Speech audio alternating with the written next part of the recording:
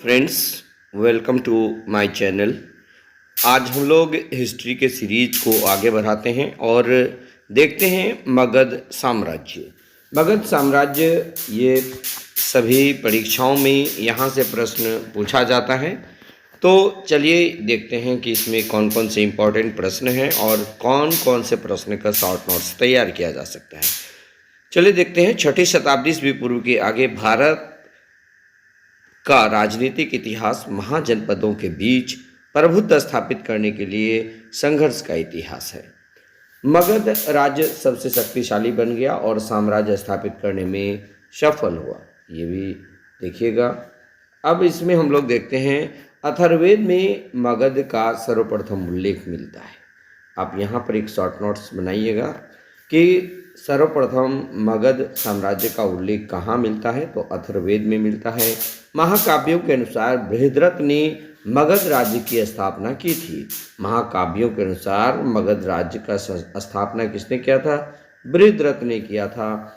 वह वसु का पुत्र एवं जरासंध का पिता था। ये भी आप नोट कर लीजिएगा। मगध में देखिएगा, इसमें मगध यानी 1 नंबर हड़यक वंश, बिंबिसार, अजातशत्रु और उदयन, ये 3 महत्वपूर्ण शासक हुए। उसके बाद शिशुनाग वंश आया, जिसमें शिशुनाग, कालाशोक आया। और तीसरा है नंद वंश, जिसमें महापद्म नंद और घनानंद। ये सभी के सभी मगध के 3 वंश देख रहे हैं आप। हड़यक वंश यानी शिशुनाग वंश और तीसरा नंद वंश। मगध साम्राज्य के अंतर्गत 3 वंश आते हैं, हड़यक वंश, शिशुनाग वंश और नंद वंश।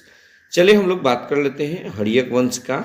हड़यक वंश यानी कि इसका संस्थापक बिंबिसार को माना जाता है। जैसे बिंबिसार 544 से 492 ईस्वी पूर्व, यह हड़यक वंश का संस्थापक था तथा महात्मा बुद्ध का मित्र एवं संरक्षक भी था ये बिंबिसार।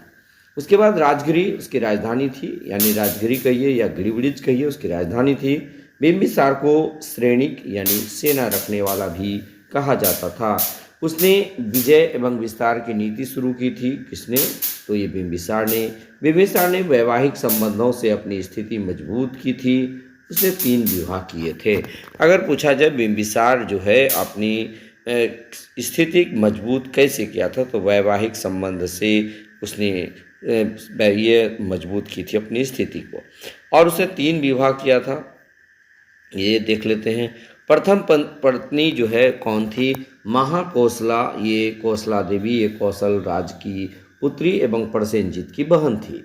इस विवाह से काशी दहेज में मिला था। किसको? बिंबिसार को। दूसरी पत्नी लिच्छवी गणराज्य के शासक चेटक की पुत्री चेलना थी, जिसने अजातशत्रु को जन्म दिया था। उसके बाद तीसरी रानी मद्र कुल की राजकुमारी क्षेमा थी। ये तीनों के तीनों आप जरूर शॉर्ट नोट्स में तैयार कर लीजिएगा।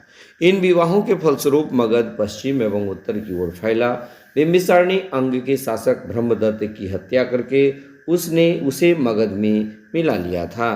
बिंबिसार ने अवंती नरेश चंड प्रद्योत से युद्ध किया, किंतु अंत में दोनों दोस्त बन गए।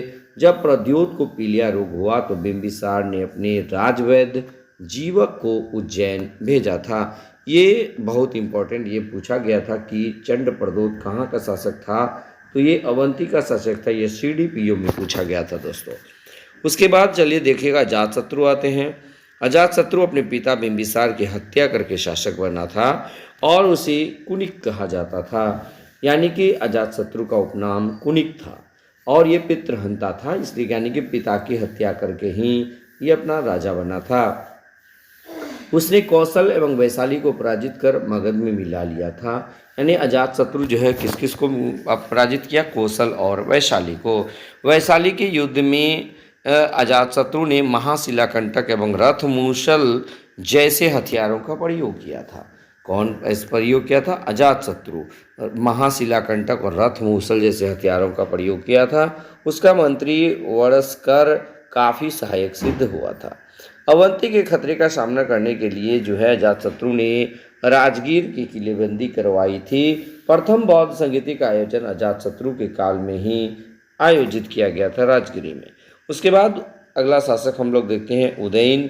ये 460 से 444 ईस्वी पूर्व उदयन ने पाटलिपुत्र को मगध की राजधानी बनाया था। ये भी आप याद रखिएगा। उसने पटना में गंगा एवं सोन के संगम पर एक किला बनवाया। इस वंश के अंतिम शासक का नाम नागदशक था। ये भी बीपीएससी में ऑलरेडी पूछा हुआ क्वेश्चन है कि जो है इस वंश का, यानी कि कौन सा वंश का भाई, आप कौन सा वंश पढ़ रहे थे अभी, तो आप ये देख लीजिएगा कि हर्यक वंश, हर्यक वंश का जो अंतिम शासक था, आप ये याद रख लीजिए, नागदशक। ये भी बीपीएससी के एग्जाम में ऑलरेडी पूछा हुआ है। उसके बाद हम लोग देखते हैं हर्यक वंश समाप्त जी ही होता है तो शिशुनाग वंश आता है। ये 412 से 345 ईस्वी पूर्व तक रहता है।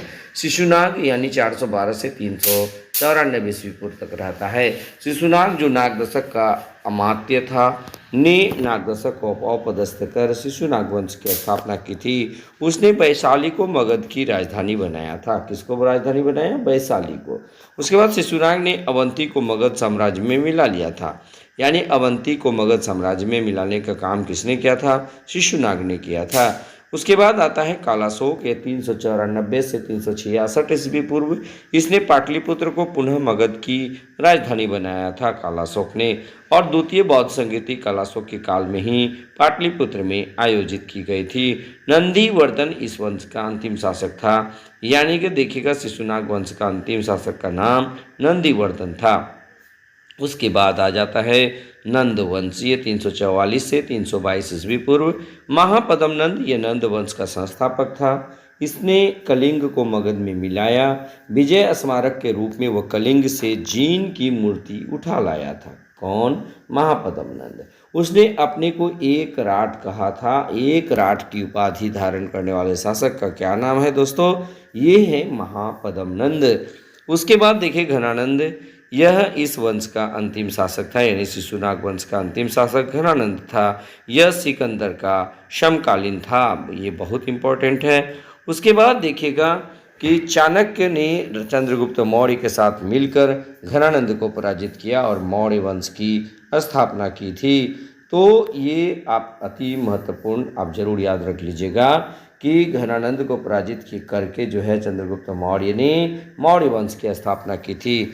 अब हम लोग देखते हैं सिकंदर का आक्रमण। यहाँ से सवाल रहता ही रहता है। सिकंदर मकदूनिया के शासक फिलिप द्वितीय का पुत्र था। वह अरस्तु का शिष्य था। सिकंदर के पिता का नाम फिलिप द्वितीय था और सिकंदर ने एशिया माइनर यानी तुर्की, इराक एवं ईरान पर विजय प्राप्त करने के पश्चात 326 ईस्वी पूर्व में खैबर दर्रा पार करके भारत पर आक्रमण किया था। ये क्वेश्चन कई बार पूछा गया है कि कौन से दर्रा पार करके जो है सिकंदर भारत आया था, तो ये खैबर दर्रा पार किया था।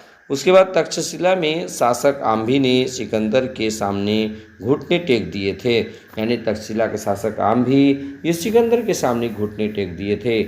हाइडेस्पीज का युद्ध, ये झेलम नदी के किनारे सिकंदर को पोरस का सामना करना पड़ा था। सिकंदर और पोरस के बीच हाइडेस्पीज का युद्ध हुआ था। सिकंदर ने पोरस को पराजित कर दिया, मगर उसके साहस से प्रभावित होकर उसका राज्य वापस कर दिया था।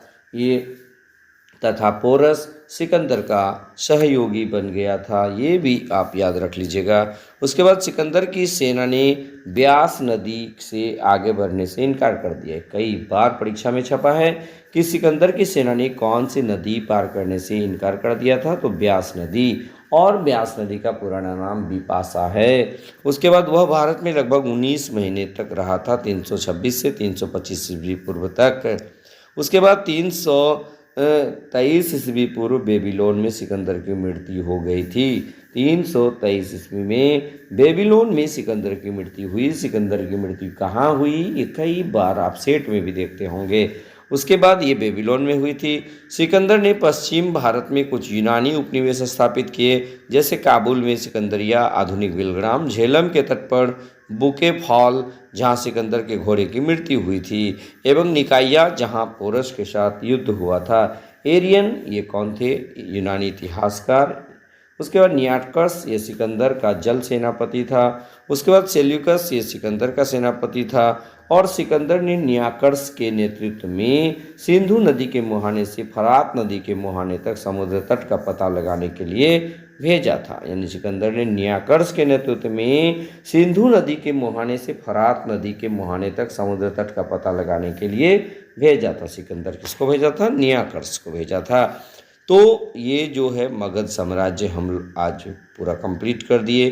तो मगध साम्राज्य में हम लोग कितने वंश देखे? 3 वंश, हर्यक वंश, सुनाग वंश और नंद वंश। तीनों के बारे में जितना भी ऑब्जेक्टिव बनता है मैं आप लोग के समक्ष प्रस्तुत कर दिया। तो दोस्तों यदि हमारा यह सीरीज आपके लिए जरा सा भी यूजफुल हो तो आप लाइक, शेयर और कमेंट जरूर कीजिएगा। यदि हमारे चैनल पर पहली बार आए हैं तो इसे सब्सक्राइब कर लीजिएगा, बेल आइकन दबा लीजिएगा ताकि हमारा हर लेटेस्ट वीडियो आप तक आसानी से पहुंच जाए। तो दोस्तों बस आज इतना ही। धन्यवाद।